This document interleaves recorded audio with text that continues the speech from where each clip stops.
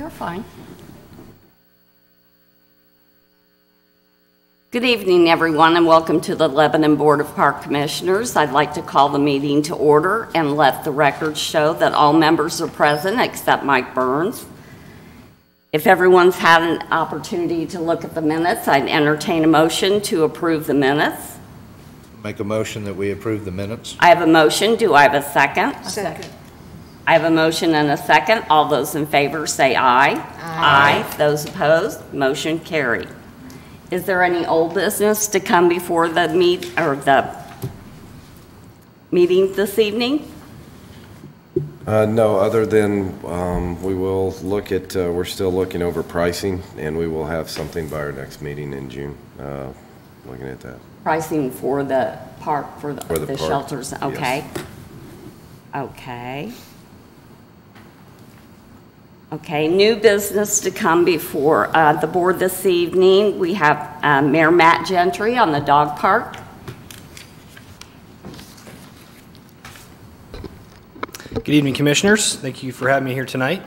I wanted to come before you tonight to talk about an idea that's kind of been gaining some support in our community, and I wanted to come and update you, but then also kind of talk about the process of it going forward, and then also kind of what we'd like to ask for you. So first of all, I apologize for my little bit more casual attire. I was out spreading mulch today in Memorial Park, so hope you'll forgive me a little bit. If we can put this presentation up on the slide, guys. Excellent. All right, so this is the concept. Of course, something terrible in our community happened on March 2nd. Obviously, Deputy Pickett was injured in the line of duty and then passed away on March 4th. And, as something we wanted to do as a community, this really came to me from the community saying, how do we, obviously after the event, we all had an outpouring of support. We wanted community members come to me and say, how do we do something that's going to be a long-term, something we can do to remember Deputy Pickett? So this was kind of the idea that came forward. First of all, I think it's important to remember that Deputy Pickett actually had a passion for animals.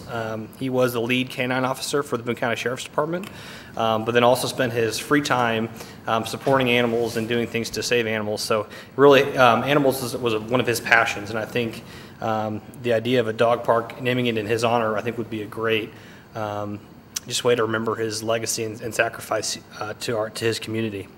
So as I mentioned, the idea of a dog park is not new. It's been talked about for the last several years. There's been a couple different groups actively trying to gather petitions and signatures and support.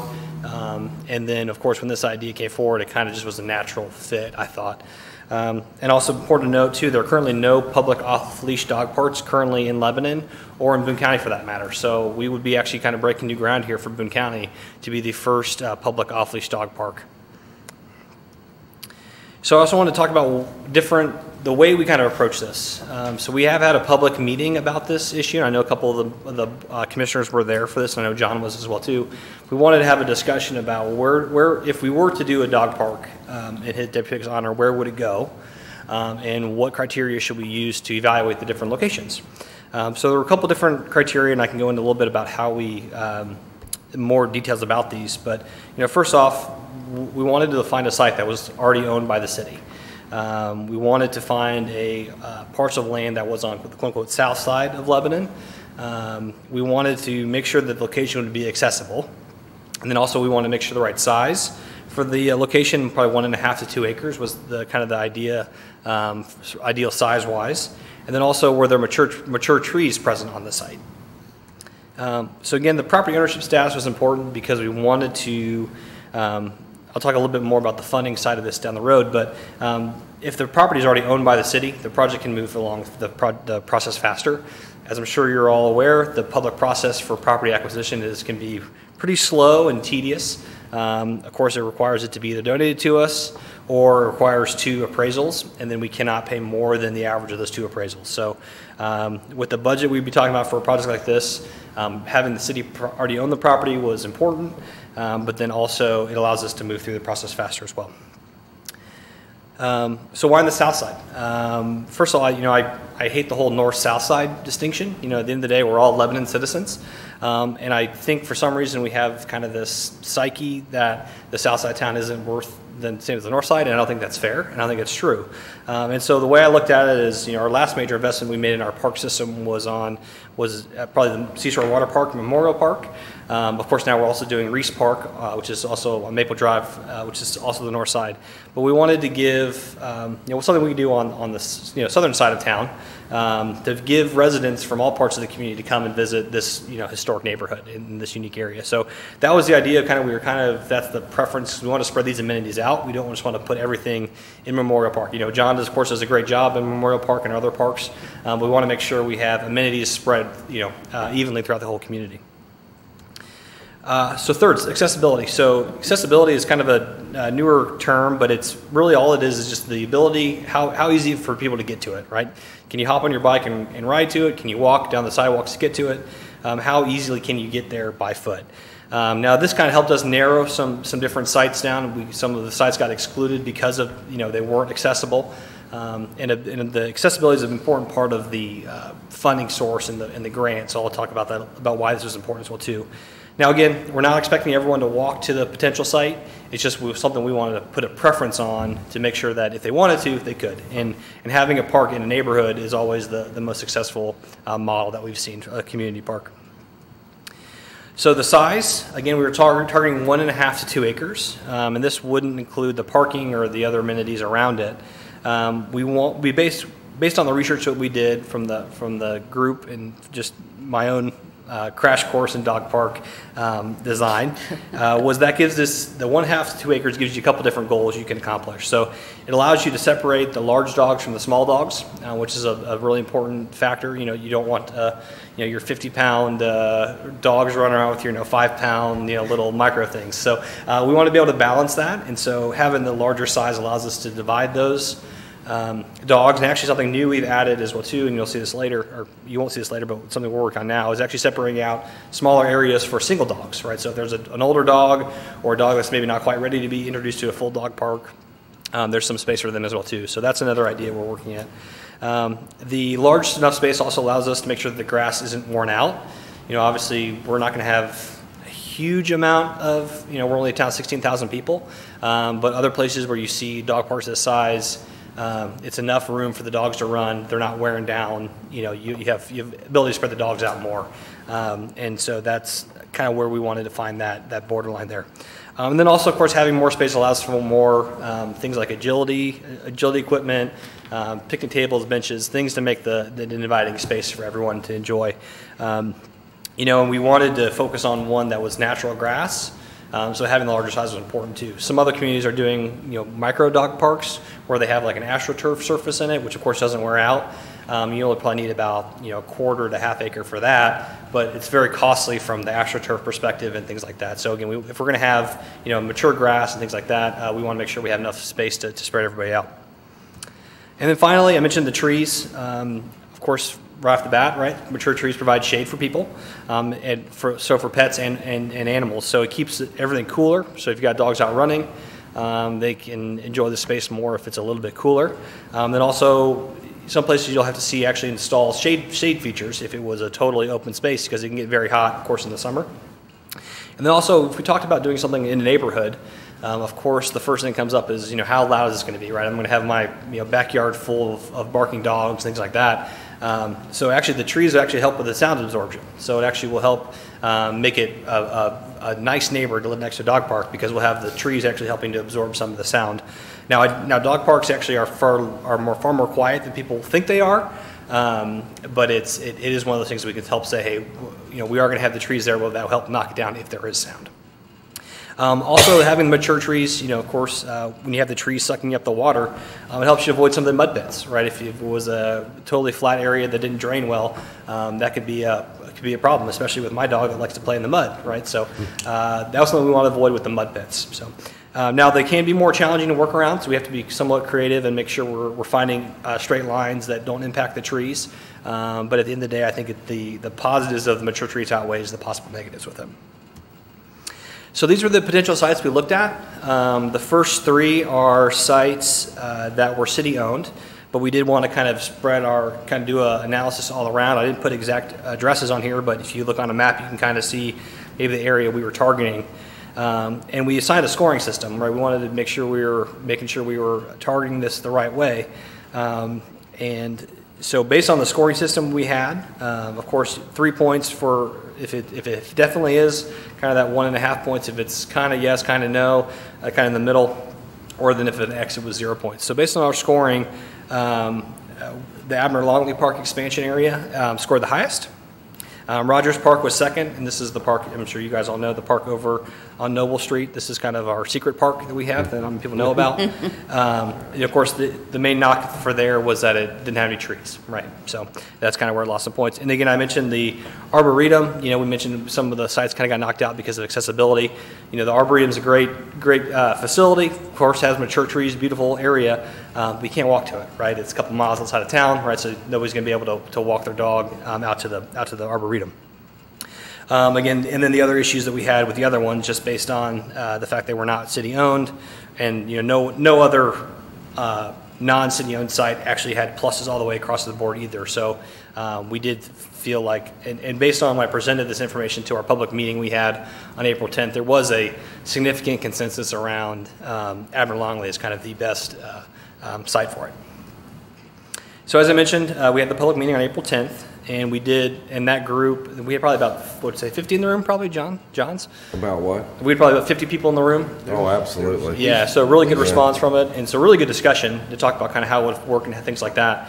But we really focused in, and they agreed that we thought that the ABNER Longley would be the best location for it, especially the former conservation club, so the expansion area right there off of Noble Street, directly across from the hot pond. Again, the pros here, 1.5 acres, already city-owned on the southeast side of town. It is somewhat accessible. It's not totally perfect. There are some work we need to do from the sidewalks and connectivity, but it is near the future planning locations or near the Big Four Trail in the future, which is a big selling point for it. Of course, mature trees are present. Some of them are coming down, unfortunately, because of the 69 kV line. However, there are a significant amount of mature trees that will still be there after that project, so it will still be a very nice environment. Again, close to the hot pond, and then very visible and easy to find, being right there on Noble Street. Rogers Park, of course, is a little bit not as easy to find, kind of hidden back there a little bit. So from an access and visibility standpoint, we thought this would be a great location too. Now cons, of course, no location is absolutely perfect. Now neighbors could complain about the sound. I would say though, everyone that lives in that area though was there when it was still an active gun range. So the sound may not be as big of a concern in that area. It still may be a concern, but it's, at some point they were also next to a gun range for a long time as well too. I mentioned the work on the sidewalks, and also because of Noble Street being a little bit busier east-west corridor, we need to make sure that the fences are there that in case we don't have any escapees that would damage themselves run across the road. And I mentioned the utility overhead power lines. Now I think that's something we can actually work through fairly easily with some gates and things like that to make sure the utilities can still access their easement. Luckily they have said that they are willing to let us use the area. We'll make sure we don't have any equipment in the area, so if they need to get their trucks in to service the overhead lines, they can. But it would still be an easement there.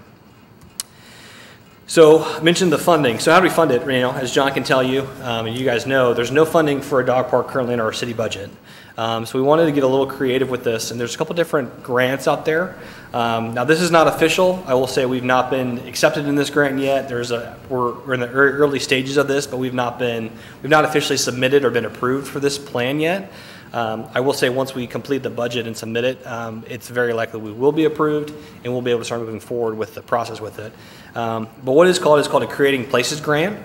And that is defined as, so it's a place-based crowdfunding grant program. So I'm not sure how familiar you guys are with Kickstarter, but it's kind of like a online portal that if you believe in a project, you give a little bit of your own money, and then because of that, you become either a sponsor or different levels of support.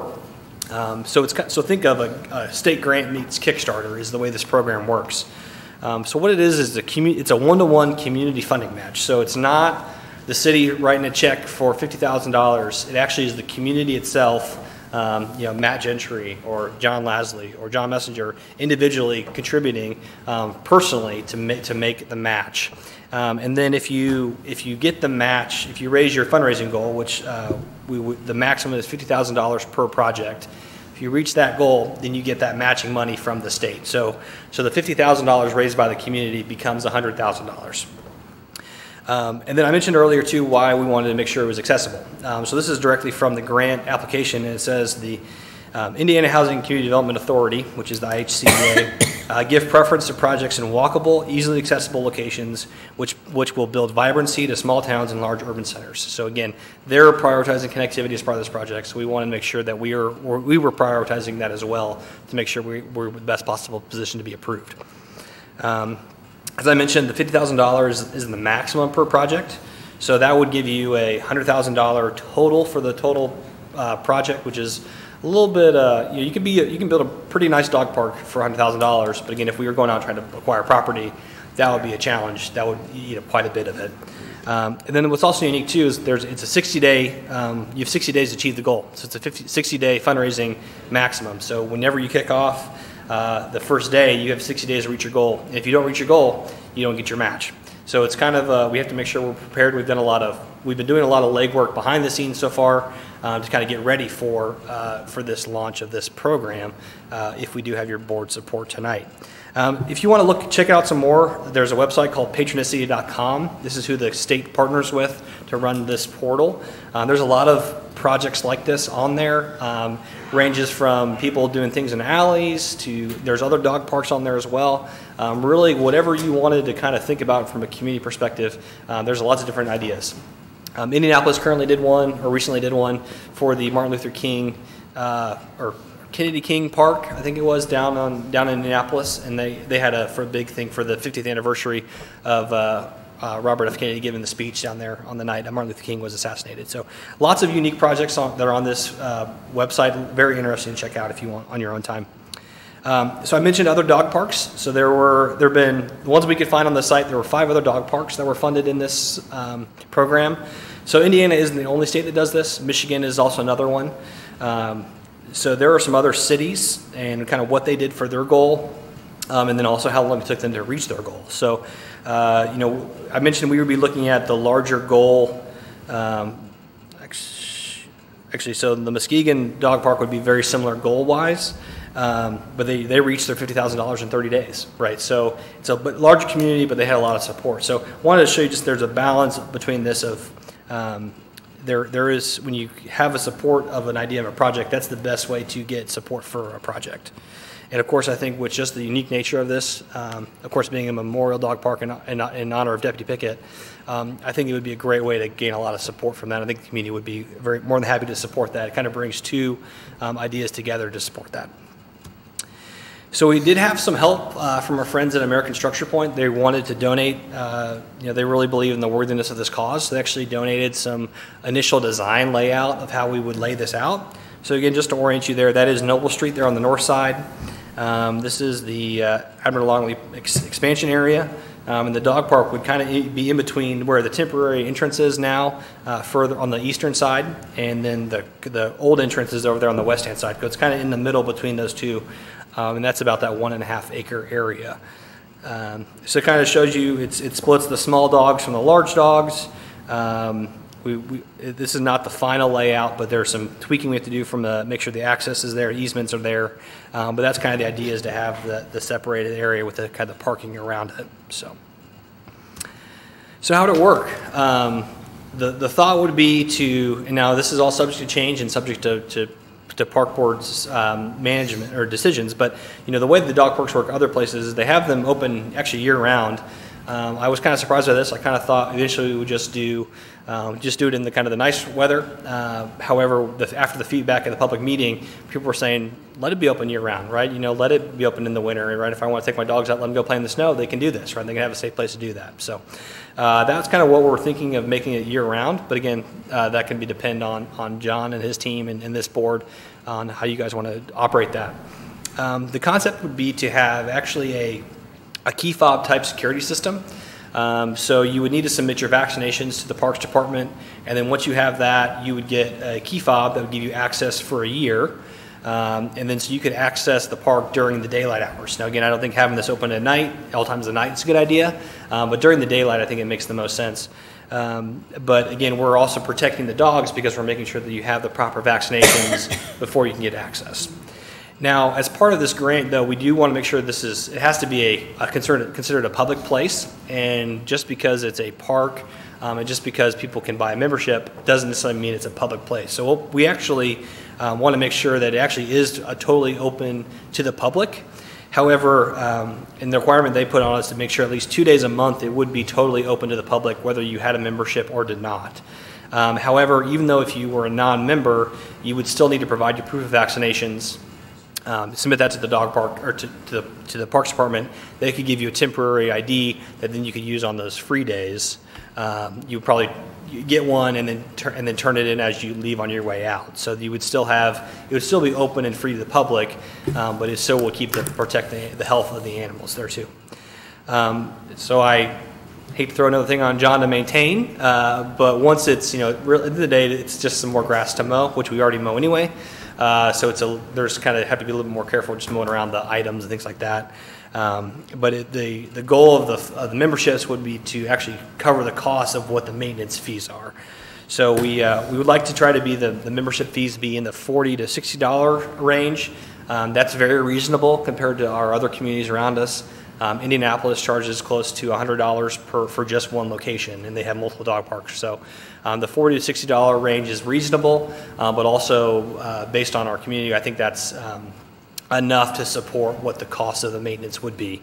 There's a couple of things we'd have to do to make sure we're maintaining it properly, just from chemicals and things like that. So we'll kind of learn as we go, and I know John's already been doing a lot of research on this, but it's definitely something we'll be able to improve on over time.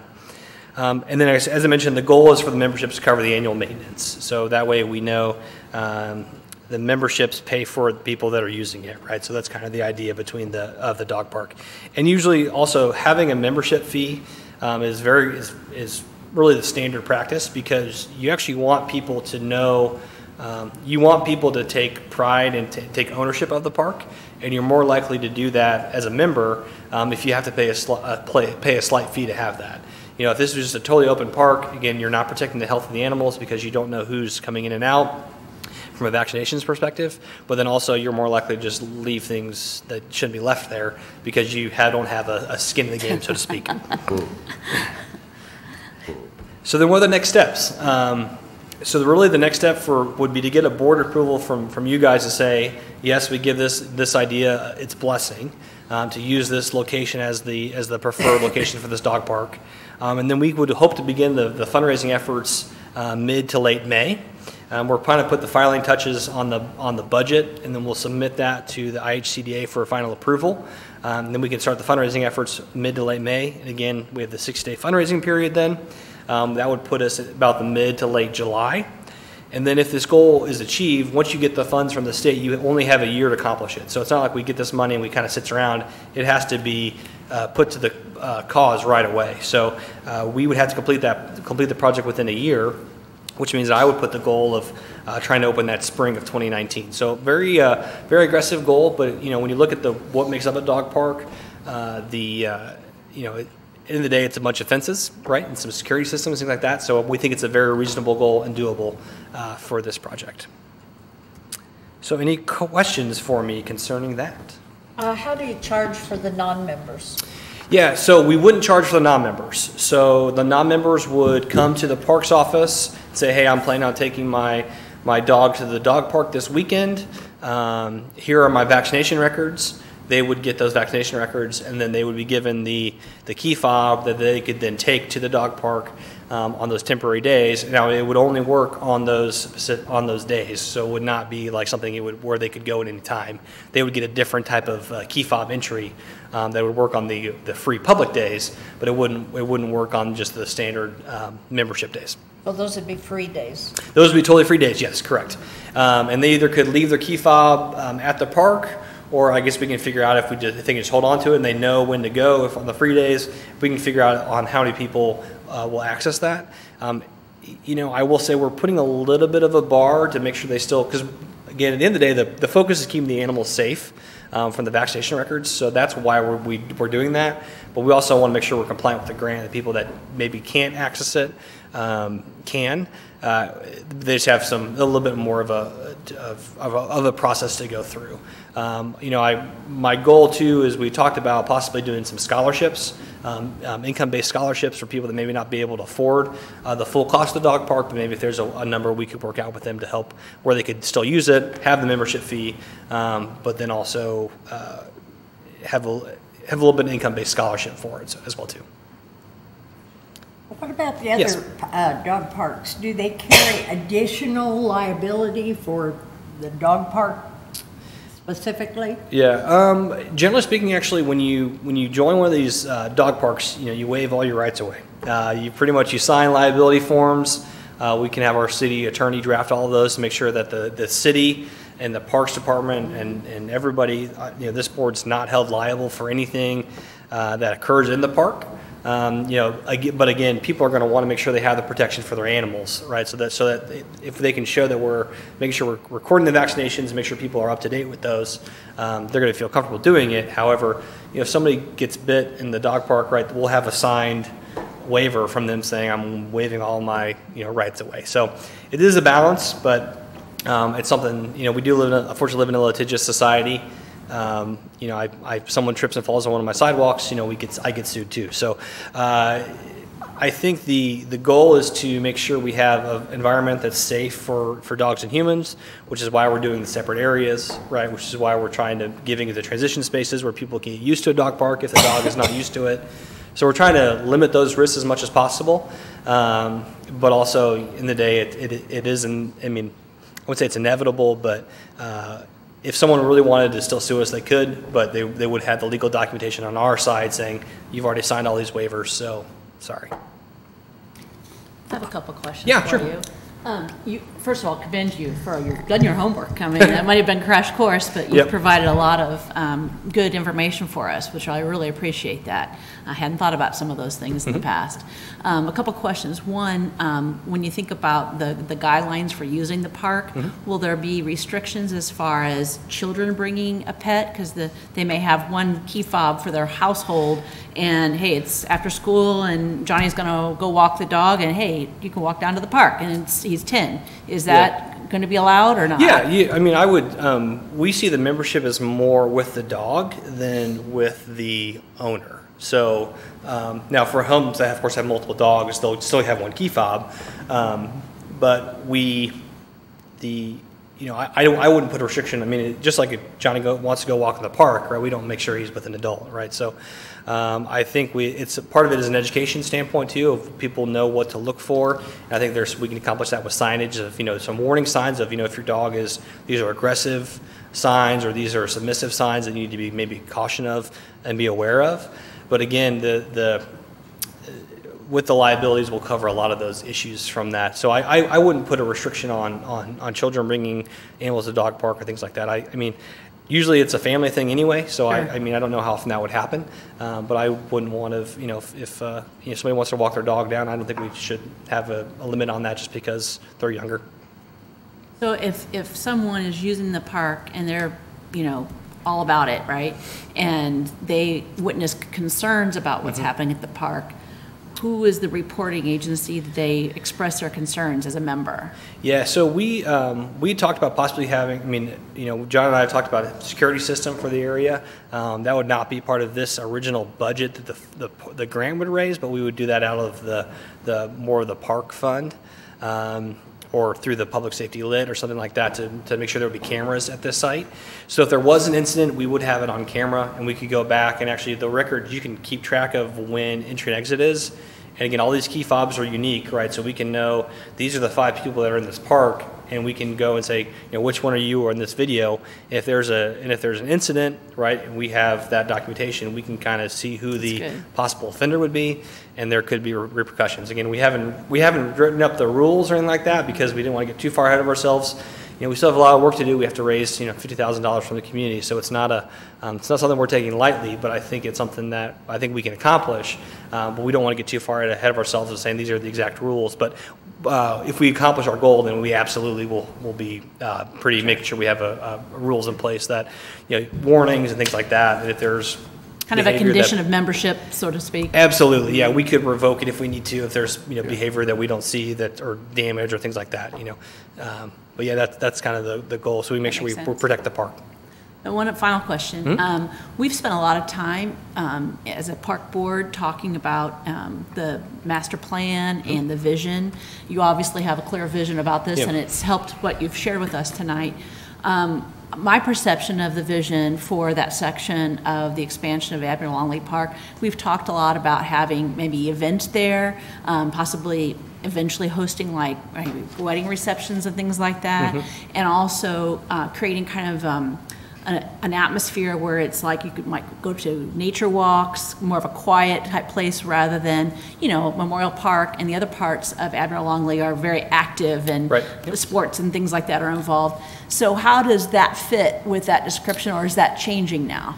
I think that the intention of that master plan, right, is to be a plan for the future, but also I see that as a living document too. Of course, when we were doing the master plan, we didn't envision what happened on March 2nd, right? So I think we need to be a little bit willing to call an audible a little bit, I guess, on that. I still think the way we design it, where it's the closer towards the street, towards Noble Street. If you look at the master plan, that was a very passive area. We talked about some bocce ball courts, a shelter, things like that in that area. That very easily could be flipped to the other side of the road, so it would still be near the parking, would still kind of have a dual purpose there. But it's also being northern part of the property. It's still very separate from the walking nature trails and things like that as well too. So I still think there would be it's a large enough property. I think it can accommodate multiple functions. Using it for the reception space and things like that. I think that's something I think we're going to have to, and this board will have to kind of work through in the future. I would say though the reception type development there is a much longer term plan, whereas this could be something that people will be able to go in and use right away, and with this kind of unique funding source. So that's how we balance the two. I think it's something we have to keep in mind as we develop these parks, and of course that's your role here as park commissioners. But I think it's something that we can balance. I think at the end of the day, we're all trying to bring amenities that are going to make Lebanon a great place to live. Absolutely. Right? And I think a dog park is something that has support in the community. I think it's a unique opportunity, and I think it's something that the future is going to be very well accepted. And I think it's just going to be it's something we'll have to work through, but I think it's something that will have support. Thank you. Yep. Speaking along those lines, I'm just trying to get a perspective here. When you had the parking laid out here, is that part of the 1.52 acres in there, or did that overflow? I'm trying to think the parking here to the south, how close that came to the old building. Just thinking along the lines of when we put something else in and looking, for receptions, what kind of buffer we could get to be a little bit away, and Literally what parking we were looking at. I'm just trying to visualize. Yeah, I believe that. So if you look right there to the house to the west of it, that's the easement there right behind it. So that's a significant amount of distance south or north of the building. So I think the building would actually still be. I may have zoomed in too much on this. I think the building either still may be there, or would be underneath that southern parking. I'd have to look on a larger zoomed out version. I'd say it's under the parking. You think it's under the parking? Okay. That would be my, That the building is south of the parking? no. The It building, may be underneath. It may be in that. the building is in with that area of Okay, parking. because Yeah. I thought that Which, I mean, if we're going to tear the maybe building down, it's larger. not going to make any difference. Right, and I would envision we would not build all this parking right off the bat. I think the first thing, and John's talked about making sure we get access. I think John wants to make the main entrance that eastern side, right, and away from the western side, just from a visual standpoint. So this Right. kind of helps us accomplish that goal too, making sure that hey, this is the main entrance on the eastern side, which is where we would have I would think we would build that parking first. And then maybe the southern parking would come later as the park and as the master plan develops over time. Well, we were looking at parking over on the east side. You can park underneath because I got approval from utilities to park underneath the easement KV that lines. they have. Yeah, KV the lines. line, and then we'd also have well, you had said, give them access Mm-hmm. to Yeah. get in under the 69. to Yeah, there get would be in. gates so that they could open Yeah. up and Yeah, get, 'cause we they could said their bucket they truck need in the there. 12-foot gate. Yep, and also for John's crew too, right, and they're to mow, right? So Right. they're gonna have to have, get in to mow. access gates for mowers and things like that they can get in there. So that we could just put those gates right there on the easement, which makes the most sense. So you think the parking, so you're talking the parking at the south would probably not be done? That would probably be a phase 2 if I had to guess. Yeah, my thought would be to try to get the eastern side first now, and that may not be, it's really, I'm trying to make the money go towards the physical park itself. Right. So, that may start off as millings, right, that we've done before in Right, the like past. we're doing at the Like we're doing soccer it field. Exactly, right. You guys know how much it is to pave things. It's kind Right. of crazy. So, we may start slow on that and then may build it up over time. Really luckily our street department would probably be willing to help us out. I think I know a guy that would help us with the parking in this area to get where we could at least temporarily park it on millings, and then eventually work to get it paved in the future as we try to get the whole site developed over time. Hey, Matt. Yeah. I'm 100% behind this. The last meeting, though, we didn't really talk about this free thing. Mm-hmm. I am not interested in that. Yeah. I understand it has to go, or it has to be something for the grant itself. My eyes, I think if there's anything else that we could do, I think we're opening ourselves into why pay for it if it's going to be free 2 days out of the month, or, I just think that's I don't like it. I understand, and I would admit I'm not a huge fan of that idea either. However, we either do that or we don't get the grant. So we talked about trying to do a certain number of those scholarships to say, hey, that's where it's free and open to the public. But the Indiana Community Housing Development Authority, they want at least some type of free access. So unfortunately, that is not something that is, and this is kind of, we had negotiations kind of back and forth with them saying, what can you guys count as what's considered a public space? And this is really kind of the agreement we reached that two days a month was enough. Now I think and we would do one day on a weekend, so a Saturday or a Sunday, and then one day would be a Wednesday or a Thursday or some day during the week. So it wouldn't be prime time, but your members of the dog park, they're going to be there a lot. So 2 days out of a month is really not. For people that live in the neighborhood, things like that, this could become a nightly thing that they all go to the dog park every night. I walk my dog around Memorial Park probably 4 out of 5 days a week. So if I lived in that area of town, I'd be taking my dog to the dog park, 4 out of 5 days a week too. So I know it's not ideal, but as part of the grant, it has to be a public space. So we had to try to find that balance there with I that. guess I can just see that, there's going to be 10 or 15 possibly people there at one point that are members. And then you get these 3 or 4, other people come in here that haven't paid a dime. Yeah. I would venture to guess that the members will know when the free days are, and they probably would not They'll be probably there. avoid it. I think they're if it's, they have 28 other days to access the park as a membership.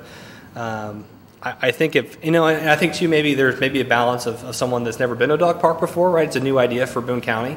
Or new concept here. So maybe the first year there's a lot of people that say, hey, I don't know if I need a dog park membership or not.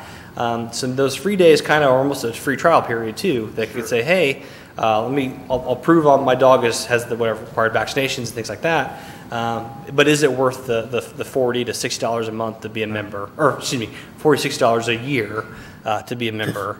And they're like, okay, yes, it is, or no, it's not. So that's kind of the balance we wanted to find with that. We can still make them have vaccinations, though. They'll absolutely, Right. yeah, and that's and Still have monitor the it through the control with fobs the or key whatever, fob. yeah, Those free yeah. people might decide they want to go more often We're and gonna- buy a membership. And that Never- was the You're discussion we never were gonna be having able to with control that. IHCDA, saying, hey, we would love for this to be a free park, but this is about the health of the animals, right? So we want to, the reason we have the key Safety, fobs is because we want to make sure the animals stay healthy. We don't have any outbreaks of any, canine diseases and things like that. And we need to have that security system to make sure that doesn't happen. So this was kind of the balance that we found there with that to make sure we could do both. Realistic, John, what is your thought as far as the extra manpower or the extra that you're going to have to deal with at the office, plus taking care of it? I mean, have you Yeah, really without looked at knowing the that? membership, what kind of membership, but we'll definitely need a program, which we've discussed. We already are tied in with the Security Pro, so the key fob would be no problems for them to take care of that. Security cameras, already talked with Tyson and Brad. We were planning on putting 15 at the Conservation Club in the thoughts that we were going to open it this year. Obviously it didn't, so we've spread them around ABNER and all that, so they're willing to help us out with that. Maintenance-wise, as far as manpower, we're still going to mow it. Yeah, we're going to have to probably clean up a little more mess every now and again. Yeah, the gate will probably break several times, and that will be the only maintenance, but if Security Pros is involved in it, possibly that will be in our contract and they can come up and do it. I'm And then thinking spraying more- too, and all I guess that. I'm thinking more as me, as a taxpayer, come into the park office.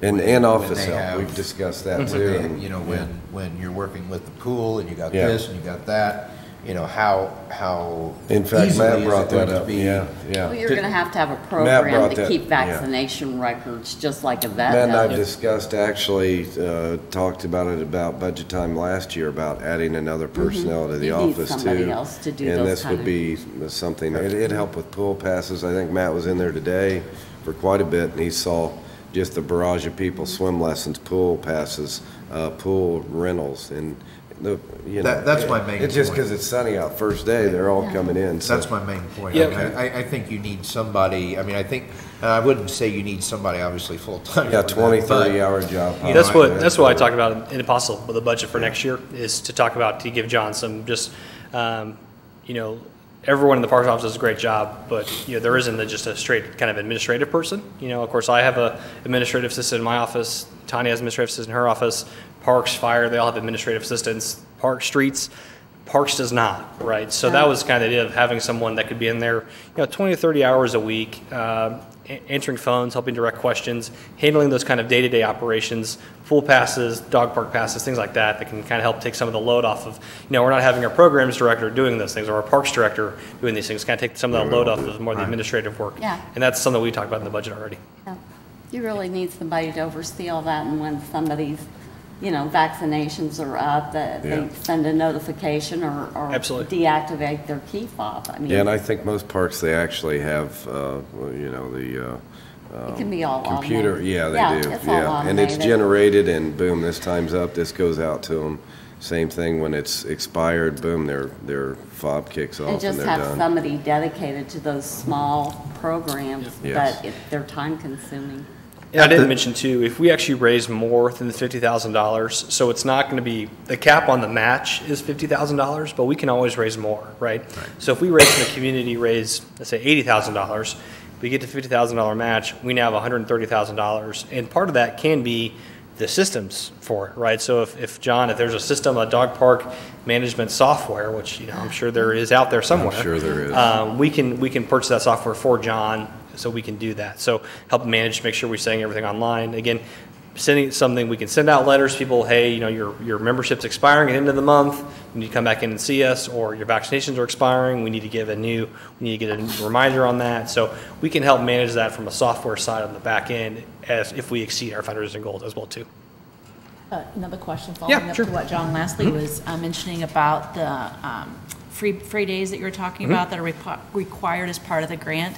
I was wondering, do they have any restrictions on, like, can you say do you have to say it's unlimited, or can you limit the amount of free passes you give on those days? That might help with the problem. I think we probably could figure out what the capacity of the dog park is. You know, I know rooms, you know, we go into rooms, there's a maximum capacity. We could probably determine that and say, hey, I'm sorry, but, you know, where the key fob doesn't work after we have more than, you know, 30 people scan in, right, or something like that. So we probably could do something I like see. that. And saying, hey, the park is unfortunately, it's full right now, so wait somebody for it to leave and then you can go back in. But it's, But do you have to use your fob to get out? yeah, well, you wouldn't use it to get out, but you would. How will it know? Well, maybe actually, I'd have to talk more about security pros on that, but I think they've mentioned where you have to press the exit button. So it may not actually be a key fob, but it would be a button that you would press to unlock the gate. So it wouldn't be a key fob, but it would be something that could touch and count So they people may that are go in it. together. Yeah, so we'll talk together, yeah. It's kind of like this building, you use if it's locked, you use a key fob to get in. Right. Right. But you don't need anything to get out, but Right. it records that you came in. Sure, So okay. it could be something like that. Yep. Yeah. Well, the other point I would make, Matt, and, you know, a lot of people are probably going to be negative about it, but I don't think we need to be in the $40 range.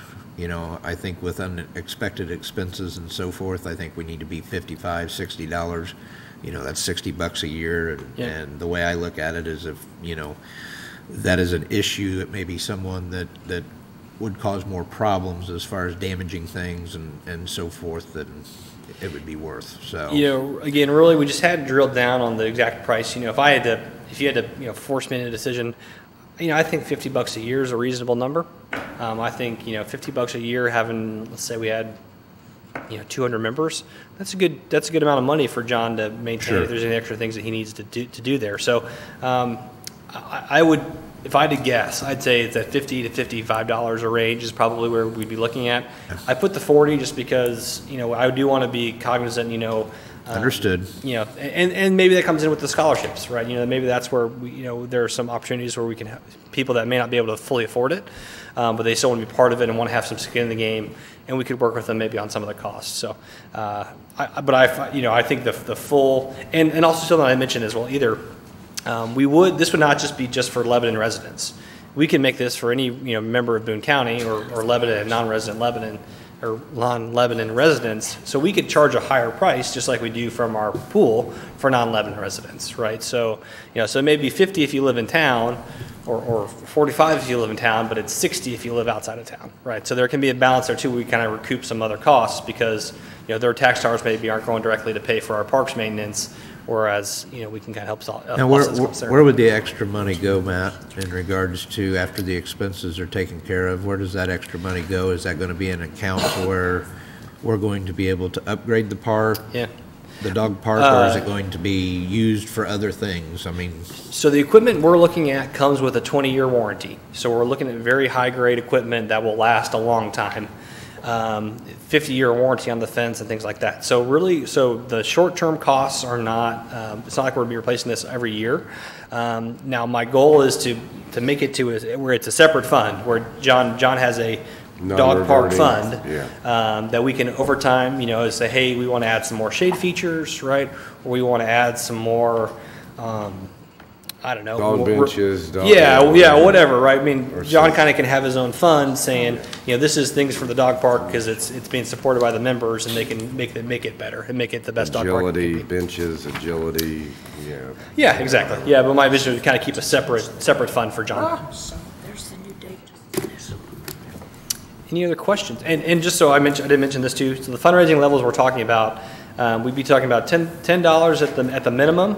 When we kind of stepped up to 25 and then to just 10, 25, 50, 100, 500, 1,000, I mean up to $10,000 on the membership, right? So it could give you a wide array of community support. So even if you don't have a dog or just want to be part of the cause because of what it's for to remember Deputy Pickett, you can, you know, give $10 and you can still be a part of that process. And you know, we talked about $250. We do personalized bricks that would be included as part of the project. So be doing a brick for brick is kind of the thought with that. So we really want to incorporate, you know, we don't want to make this a memorial, so to speak. I know the sheriff's office is probably trying to do something that's going to be more of a memorial type for Deputy Pickett, but we do want to make sure that his kind of spirit is part of this and people understand, at least kind of can feel a little bit of the story behind of why we did this and why we wanted to remember who this Deputy Pickett guy was. Any other questions? Are we just looking for a movement to authorize the use of the? Okay, I think you're wanting us to make a motion to approve the use of the property. And we can make that motion contingent upon the success of the campaign, right? Right, okay. So, Right. like I said, this is just a very early, we have a lot of work Right. ahead of us.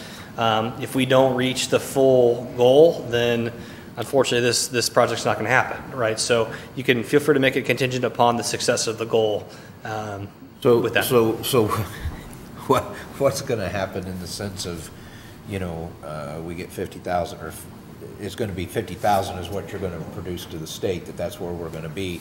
We get 42,500. Where's the 42,500 go? It would go back to the contributors, actually. Yeah. Okay. So if you do not reach the goal, it would go back to the contributors. Do you have a minimum amount that is needed to have the green light to at least get phase one? Yeah. I don't yet. We're working on that. Really, baseline, right? The goal is you need the fences, right? The fences and the security system is what makes the dog park, right? Right now, based on the budget we're looking at, it's about $30,000 just for the equipment. So that's a big chunk of it. So, we could. It's kind of one of those gray areas because if we don't reach our full goal, we don't get the match, but we only can match up to what our goal is, right? So if we set the goal at $40,000, we raise 50, we only get $40,000 on the match, right? So we're kind of incentivized. So we're kind of in this, it's kind of an all or nothing almost. But I do think, just based on the uniqueness of the project, when you break it down, it's $250 contributions. So I think that's a very reasonable goal. I just, the outpouring of support we had in this community for this cause, I think it's very doable, and I think it's a reasonable goal to go for the full 50. We'll see. I think it's going to take a lot of work. I'm not saying it's going to be easy, and we may need every single one of those 60 days to raise those funds. But I really believe it's something that as a community we can come together and support this project and make sure it gets accomplished. Will there be any consideration for a certain level of donor having a year pass? Yes. So in the membership we talked about, so if you donate $100, we actually would give you your first year membership free. Gotcha. Now, that's incentive. Granted, you have the proper, vaccinations and all that, right? Yeah. We talked about $10 you'd get the logo. Kind of a sticker for it. 25 you'd get like the carriers that carry the dog bags with the logo on it, right? So kind of little rewards kind of as you kind of give along. Sure. And then up to if you're $10,000, you actually the donor would get kind of a prominently displayed signage in the agility area saying, hey, the agility equipment is sponsored by X company or X family or X person. Yeah, that's cool. Yeah. One additional question, and I will stop. No, you're fine. I love the question. It's great. Okay. I don't know much about this, is why I even hesitate on asking it, but you all have mentioned having utility access, and I know when some of those trees were first marked to be removed, it had to do with a big line coming through that this is what I don't know much about. Okay, that's what you're referring to. So with the space that you were talking about, that you were showing us on that diagram, isn't the big base of one of those in the middle of that? It is part of it, but also I mentioned part of our fundraising efforts also include memorial trees as well too. So as part of the fundraising effort, if you donate $500, that also includes a tree for the area as well too. So that's good. So we actually can hope to repopulate the trees in the area to make sure we have a shaded area. We'll still have some, but then also we'll be able to put the trees back in as part of the fundraising effort. But it's. I know there was between the utility line, and I think we had some ash trees as well too. I think that was part of the problem in the area. So it's something we're going to have to be fighting to get back the trees. But I think it's going to be it's still a better site though than Rogers Park would be, because that had absolutely no trees on it. So this line though is going to part of it will be over and in the park area? Really, it's just over the top. Okay. It's the base is not part of the park. 60-foot. It's a 60-foot. I believe, line. Okay. So it's pretty high up there. Yeah. But we're not going to be allowed to put trees under it. No. Right? No, but we could do trees along the outside of the easement, right? So it gets you the shade feeling, even though it may not be directly on the easement. Yeah. So the base is not within this. No. It's just the line. Yeah, okay. I believe it comes up. It comes up the eastern side of the park, and then it does a 90-degree turn, and then it's over the park. It actually is a span. So really, it's just a wire But but we want to make sure they have access if they need it, so they So can it get shouldn't it. interfere. No, no, Okay. no. Thank you. No more than any other utility lines that we have in our parks. Feel very comfortable that 50,000 is a reachable number? It's $250 bricks. So when I've talked with people about it, I think people, we live in a very generous community. And again, if this was just for a dog park, I think that would be a discussion that we'd have to think very hard about to make sure we had enough support behind it. But I think when you talk about a dog park, which has a lot of support in the community, and then also, of course, tying it and making it the Deputy Pickett Memorial Dog Park, I think that's kind of tying two issues together that both have a lot of support and a lot of community support behind. So I think 50,000 is doable.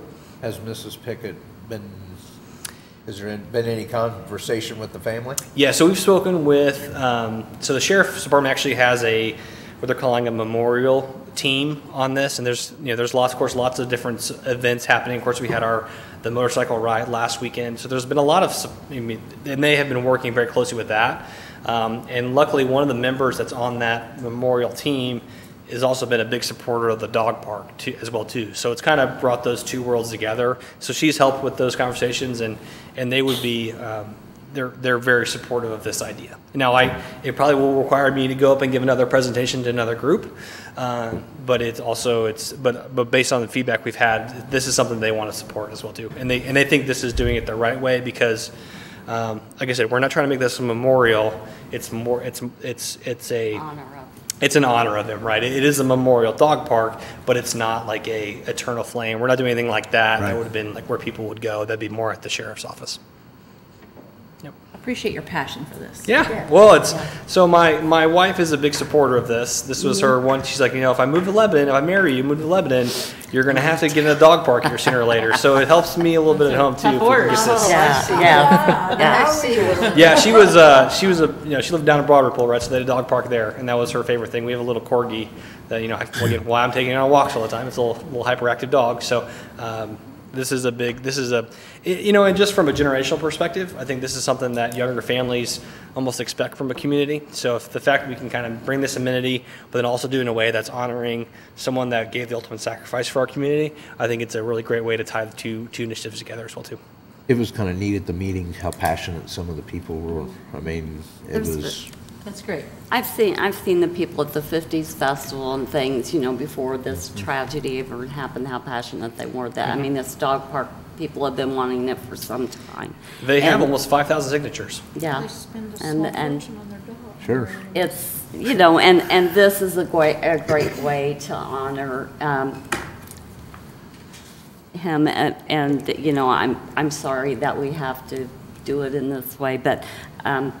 And honestly, and this wasn't my ideal location for the dog park because but this gives us an opportunity to take a look at our master plan and try to work this in and still keep with our master plan. And what you presented, the information was very helpful and beneficial. And that's why I was asking location and parking lot, because you've given us the opportunity and time.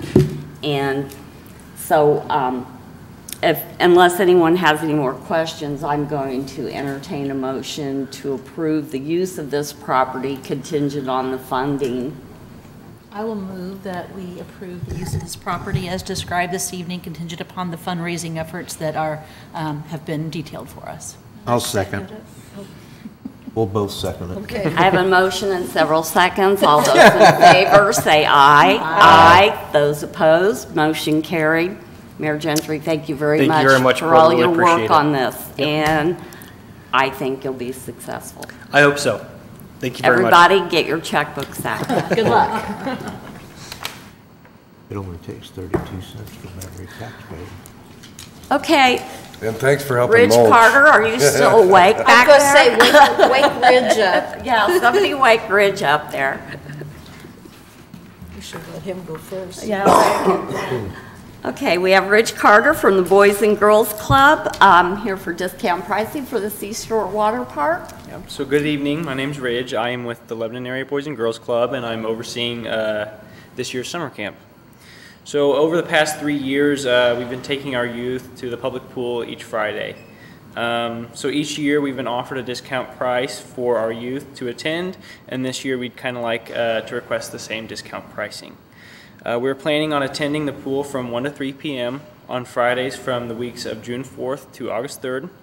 And this summer we're projecting 45 to 50 youth for our camp, so any accommodations or allowances on pricing would be greatly appreciated. John, do you have questions as far as supervision or anything? Now, are you you've going to bring worked the with? same supervision you had last year? How Yes. many per child? So it's about a 1 to 10 ratio. 1 to So, 10. yep. Okay. Did that work out pretty well? They did. They were real good again.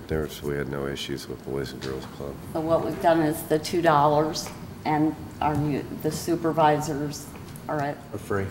Yes. yeah, okay, $2 and supervisors are at no charge. Yes, that'd be great. And Make so a motion that we, Okay, sorry. no, go ahead. I'll make a motion that we accept the discounted price for the Boys and Girls Club at $2 for the Seashore Water Park. I second. I have a motion and a second. All those in favor say aye. Aye. Those opposed, motion carried. right, thank you so much. Sorry, Worth we'll the put you. wait, wasn't it? Huh? It was worth the wait. It was, yeah. Thank you for being patient. Okay, now we have the director's report. Okay. I like seeing those young What people about come in. Ruth Brown? I think it's Ruth just- Brown, is she, really? she isn't here? She is not here, so I don't know what happened. I did not Okay. get any word. And by the way, North Montgomery beat Lebanon baseball varsity tonight 15-2 in 5 innings. What? They lost. Lebanon lost 15-2 in 5 innings at home. They lost last night as well. I was going to say they had a good week last week, beat Crawfordsville twice, and yeah, I think they won 5 total games last week. They were on a high. It was, I remember about 10 o'clock I saw Rick Cosgray in the dugout just sitting there looking. I said, what are you doing? He was just taking it all in, beating Crawfordsville. That Parker boy threw a shutout, so that was a good game. Yes, yes, He's yes. only freshman, isn't he? He's only freshman, and I think there was a recruit. Oh, there was a recruiter there the night I was Yeah. there as well Yeah, from he's Ohio. already committed, or he Cincinnati. verbally committed to Cincinnati as a freshman. But yeah, I think that gets a lot of those varsity or those Division I coaches coming in. So good luck to him, and you know, a tough couple of nights, but those sticks will get going again. And then it's this hot weather; everybody's adjusting to it now. We go from freezing cold to hot, so there you go. With the warmer weather approaching, or here, just be mindful of all the kids. We have a lot going on in all the park systems. Just wanted everybody to be aware. A lot of walkers out, so please be mindful of all the people and slow down a little bit if you could. Pool season's quickly approaching. We had a lot of middle schoolers out there today helping us out. We have already booked 22 pool parties, which is ahead of last year. We have less than 10 spots available, and we've even opened up a couple nights. So I think 25 was 26, I think, is the most that we've ever rented the pool. But yeah, we're getting a lot of pressure on it already. And if this weather holds, boy, where's the water? A lot of people took advantage also of the $10 off on the pool passes. That was a great promotion, and people running in May 1st going, did I miss it? And it was like, that was interesting, because May 1st was the deadline, so we extended it till the end of May 1st. The daddy-daughter dance was a huge success. Everybody, Taylor did an outstanding job. She was doing both jobs, and then Allison came in, and their families have already learned how to, Allison's family, or her mother was there, so they've learned how to help out the park system and donate some time. Want to thank both the mothers. They were both there helping out, serving food, setting up, and I can't thank them enough, along with so many others. The school's really good with letting us use the community room. We used all 3 rooms. Also like to thank Jennifer Pope. She takes care of all the food and did an outstanding job there. Gummy worms were incredibly popular that night. The dads were even piling them up, but I want to thank them, Richard Carson, for being the DJ, and then we also had a photo booth there, and they did an outstanding job. There again, 300, I think we had tickets sold. It was an incredible night. And oh my goodness gracious, the little girls with their corsages and hair done and nails and many prom. And the big key is the dads were out there. I think we had 15 come in the day of, and we didn't turn anybody away, and that's the big deal. Yeah, that is great. And we couldn't do it without that big community room. It's just huge. Also on Saturday, June 9th, we will be hosting a co-ed sand volleyball tournament. Already have people signed up. Registration just opened. I think we've got 2 or 3 teams already signed up, and the cost is $90 per team. Packets are available at the park office. Also, co-ed softball registration's now open. I think we have 7 teams signed up there. The cost is $375 per team, so get out and sign up for that. You must have 10 players for each team. Our Mother's Day event, we have 30, I think, signed up for, yeah, I see 30 signed up for this coming Sunday, May 6th at 1 p.m. For cupcakes and canvas. Again, Allison's done a great job for that. That's something that Taylor started 2 years ago. Huge success. Lap swim is taking place at the high school. Diane is a trooper. She's there every morning at 5:30. It's 5:30 to 6:30, and we just need more people. And I swear I'm going to get out there and do that myself. The Kiwanis Annual Fishing Derby will be held June 9th at the Hot Pond. Finally going back to Hot Pond after 5 years of missing out. Finally get to go back there. And as you've noticed, if you've driven by there, there's somebody there all the time. It's really nice. It looks very peaceful. It is. It is so nice. It's just nice to have it back open.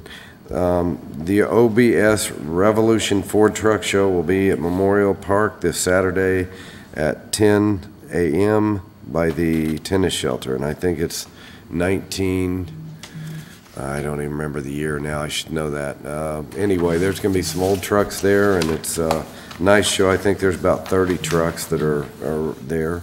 And if you get out, get a chance, go and look at it. Last week, Todd Jensen, the superintendent, Diane, what's her name? Cornerstone. Deb Schmucker. I'm sorry, I'm terrible. Golly. Anyway, we talked to DNR about grant money. It's based on a point system, and we're still looking into which direction to go. We kind of got the idea that we could go forward, but a lot of the projects are going to take a long process because it is a land water grant that's federally funded, so there's a lot of paperwork to be done. Nothing will get done this year. We can go ahead and go forward with it. However, it could be a couple years by the time we get everything. It'd been nice if we had this property at the Conservation Club to use as part of our point system. Yeah, we're still looking at the tube forming down at ABNER Longley Park, and it's 2 acres, and that's the criteria. You have to have at least 2 acres or more, so that tube forming, we'll probably put it in another holding like a community foundation or the park foundation, and then gift it to us and use that as leverage too in points. But we'll probably, we were looking at a splash pad. I don't think that's the best way that we could go forward with that. Plus, they wouldn't give the award out till March of next year, and I think we want to go sooner with the splash pad. We could use it more for the nature center at the Conservation Club or something in that effect. And I'm going to meet with Deb again this week to see her take on it. We've talked a couple times.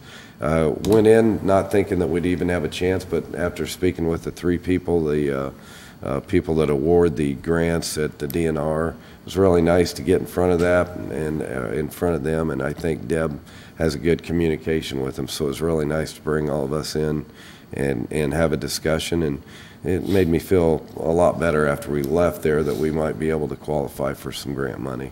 But will it go quickly? No. I was thinking boom, boom, boom, and we turned it in June 1st, and it'd be ready to go right away. It doesn't work that way. It'd be March of next year before we even see any money. So that's all I had. We had the eighth graders out today from Lebanon Middle School, working on from painting the volleyball poles to mulching with the mayor. He came out and spread some mulch, to cleaning up the pool, which we'll be throwing water in it in a couple weeks. Hard to believe, but it's that time. Everything seems to be moving really smooth. Yeah, the foot traffic in the office and the phone volume has picked up, so that's interesting. The kids are getting out of college now, coming in, so they will be put to use right away. I have a question for you, John. Yes. What's the status of working toward updates for the restrooms over by the Oh, that's baseball good. Yes, diamond? John had asked me that earlier too. Spoke with a couple of engineers already, and we're actually getting pricing. There's a working session that I believe Lori Gross and the city council will come into and talk with the mayor also about how they're going to fund. I spoke with the council, what was it, 2 meetings ago, I think, the first to last month, asking him what our balance was. We ended up, found out that we did have $1 million in our park reserve, park fund balance, that we can use some of that funding. We still have to go before the council to use that, but that will take care of some of the priority list that we have, which is the bathroom, Drainage is another one. The drainage, the bathroom, and the paving that we have, and then go from there. We've also had a discussion about lighting of Memorial Park too, some of the safety, which we might be able to pull that from a different fund. But yes, the council was they're ready to go forward. They want some raw numbers. Kevin Krulik and I met with a couple of engineers last week, and yeah, it looks good. So as soon as we get those, we can go ahead and go before the council and talk to them with some raw numbers. And once the funding's there, rock and roll. Could we not get money from the lit for as far as lighting? I mean, Yes, that's where we're going. Yeah, it's public safety, and we had a discussion with legal and Tyson Wormuth, and that was that's where we'll probably be pulling that from the other fund, which is quite a bit of money, but. Yeah, that's the plan that we're looking at. So any ideas of what the restroom is going to cost? I can't even. We built the 2 restrooms that we built 6 years ago were for $150,000 for 2. Yeah, it's a lot more than that. I'd say. You're going to heat this one. Yeah, and this one's going to be heated, and there again, yeah. Yeah, so we're just fabricating the actual restrooms we have, making the chase. Instead of the door in front, it'll probably be behind, so you don't see that thing, and several different changes. It is going to go in the same area down at the baseball. Shirley's been to like every game down there that I've seen. She's I been missed tonight. Yeah. And you didn't miss much, it sounds like. Yeah, they couldn't get their sticks going. But as far as that, I think the biggest complaint, and you've heard it too, oh my goodness, these beautiful ballpark, terrible restrooms. These are horrible, and it is what it is. There's been some vandalism, but Needs to be done. it does. Yeah, we have had a couple homeless hanging out, and we're doing the best we can to find them some shelter and get them to where they need to be. There again, Reese Park is going well too. The parking, we're working that out. Going to go for the council and have an ordinance put in place so they can't park on the north side of Maple Drive. Afraid of kiddos running across the street and getting flattened. That is so dangerous out there. Yeah, so there is no parking on that side, so we're gonna, and also I think there was some overage on Northeast Street that we've already paid for all the gravel, so we're gonna gravel some of it right now, but we'll be paving, looking at that. There again, the soccer group is so easy and nice to work with, very helpful and keeping everything picked up. It looks really nice out there. There again, it is in the floodway, so we got to be real careful about how we put everything, the parking lots, and any improvements at all on the ground. So that has to also go through DNR and application process and stuff for any enhancements. I know you and I talked about this. The soccer club or the soccer people, they do not pay anything for using them out there. The youth football or the soccer do not pay anything for rental of the grounds. They do not do that. If you do, I don't know that they exist. Same thing with the Boys and Girls Club. They use the soccer fields at no charge. There again, we don't line the soccer fields. They line them. It's kind of an open space. They come and line them. The goals are supplied by the LISA. So really, the only thing that we do financially is mow it. Yes, and fertilize, and yeah, we upkeep, those kind of things. Once there's a building in place, like youth football, they've added on, they came before the board, they picked out I thought you should all have the oversight to tell them what colors they can or can't use, what designs go on there. They put a tiger, black and gold colors were approved through the board. They added on the second story at youth football. That was approved through the park board. They had to show construction plans, get it approved through myself, and make sure that that was approved before they did anything. They put new scoreboards in, so they've upgraded as they go, and I believe the same thing will happen at youth soccer. Once they get they want to fundraise to put a concession stand there, so they will have money that will be going in, but it's ours as soon as we take over. It's going to be our property. So, yeah. But to answer your question, I'm trying to tell you all the things behind there. Yes. I just know what they pay to. Indirectly, they pay. Yeah. I just know, I know what they pay to be able to be on the team and so forth. I guess I didn't know that we didn't receive any money for that. Yeah, they do donate. Now, there again, both groups donate at the end of the season, anywhere from $2,000, $200 to $2,000, depending on how their year went. Their books are open. They say, here we are, we're going to give you this much at the end. That pays for our seeding, our fertilizer. Right. Yeah, it doesn't pay for the mowing and all that, but yes, I will tell you that they are very good about doing that. Yeah, I was going to say, if they give something, there's... Boys and Girls Club does not give any money. I haven't ever asked for it. Sure. But LISA and the youth football do donate every year. Plus, they pay for all their lighting. We don't pay for any of their utility bills, lighting at the youth football. They take care of all those bills. I didn't realize that. Yeah. Learning something new every day. Yeah. We do winterize, take care and make sure we protect our investments still. The concession stand out there, is that their money? That is their money. That's how they fundraise. And so if we end up doing something at the soccer field, that's how they're going to fundraise and generate money. Is that going to be our money? I mean, is that going to be the park's money? That's theirs. Same thing with youth football. All that money stays at youth football. Yeah. Yeah, well, there again, we didn't build it at all. They built it. Yes, we still protect our investment by winterizing, right. Walk in, inspect, make sure safety things are in place and things like that. The youth soccer is talking about it too, LISA, and yeah. But yeah, that's some of the other youth groups around, like Zionsville. They don't charge for their fields either, so there's quite a few. Yeah. Now. The one in Westfield, you got to pay to play over there. Sure. Yeah. Well, I'm not Grand Park, yes. Yeah, I'm not saying that I guess we should. Yeah. I was surprised that they didn't. And then as we look at fees, Diane and yourself and we can look at those and make recommendations to the board if you want. I just know that it'd break them and they'd fold probably if we'd start charging. They don't charge admission, so people aren't No. paying to come watch like they do Come at in at the base. other places. Yeah, there isn't any admission, yeah, and that was the big thing. But if you rent the, baseball, we could go on and we can discuss those later, but yeah. I will say, and I think it's something that we need to really, really focus on. I think John will agree. We need to focus on getting the cars situated out there, because it is very Parking. dangerous. Yes. Very dangerous. Yeah. I've seen 2 or 3 kids literally run out in between the cars because the cars are up on the grass. They run out to get a ball, or I've seen a point where people are backing out because they pull in the space. They don't see another car, because there's cars right next to them all the way down. So it is a very dangerous.